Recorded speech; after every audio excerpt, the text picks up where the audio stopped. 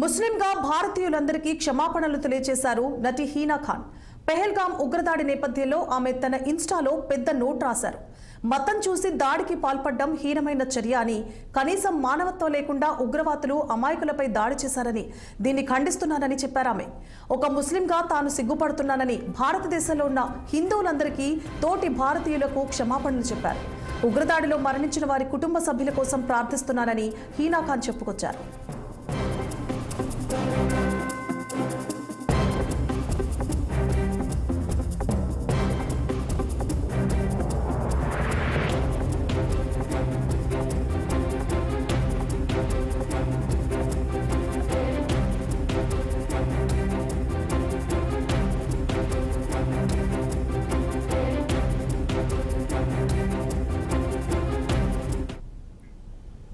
AP హైకోర్టులో మాజీ మంత్రి విడుదల రజనీ